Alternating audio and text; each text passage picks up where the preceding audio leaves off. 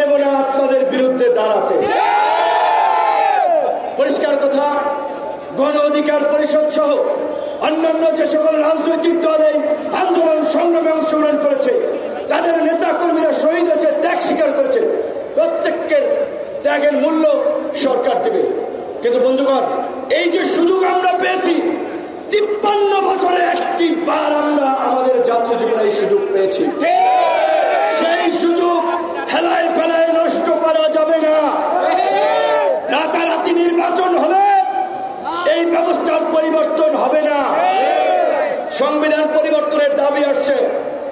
সংবিধান নির্বাচিত সরকারও পরিবর্তন করবে, অন্তর্বর্তীকালীন সরকারও পরিবর্তন করবে। নির্বাচনে এক দল কিংবা এক দলের নেতৃত্বে কোন জোট সরকার গঠন করলে শুধুমাত্র তাদের সমর্থন সেখানে থাকবে। আজকের এই অন্তর্বর্তীকালীন সরকারের প্রতি বিএনপি, জামায়াত, বাম, ডান, দেশের আপামর জনসাধারণের সমর্থন আছে। কাজী এই সরকারের ম্যান্ডেট নাই, এই কথা বলার ভিত্তি নাই। ইতিহাসের সবচেয়ে বড় ম্যান্ডেট নিয়ে, ল্যান্ডস্লাইড ভিক্টরি নিয়েই এই অন্তর্বর্তীকালীন সরকার গঠিত হয়েছে। সেই ল্যান্ডস্লাইড ভিক্টরি হচ্ছে ছাত্র জনতার ইতিহাস সৃষ্টিকারী গণ অভ্যুত্থান। এই গণ অভ্যুত্থানে যে নির্মম হত্যাযজ্ঞ চালিয়েছে, সেই দমন পীড়ন চালিয়েছে, সেই ফাঁসিবাদের পুনর্বাসন করার জন্য, ভাগ বাটোয়ারার রাজনীতি জারি রাখার জন্য কোন রাজনৈতিক দল আওয়ামী লীগকে রাজনীতিতে স্পেস দেওয়ার কথা বলছেন। বন্ধুগণ, আমরা এমপি মন্ত্রী হতে ক্ষমতায় বসতে জীবন দেই নাই। এই গণ অধিকার পরিষদেরও 13 জন নেতা কর্মী শহীদ হয়েছে।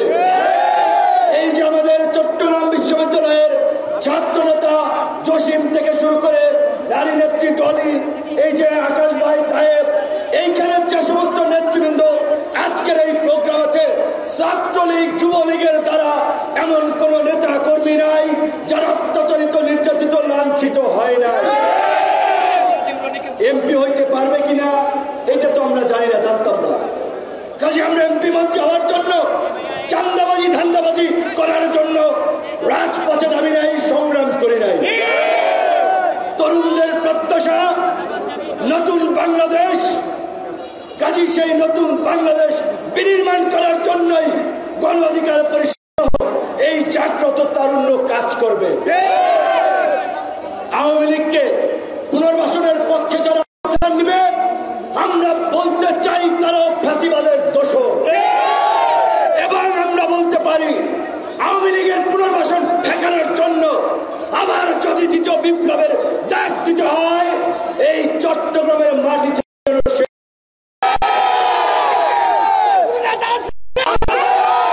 সরকারকে বলতে চাই, সারা কথাবার্তা বলে ছাত্র জনতার সাথে প্রহসন করবেন না।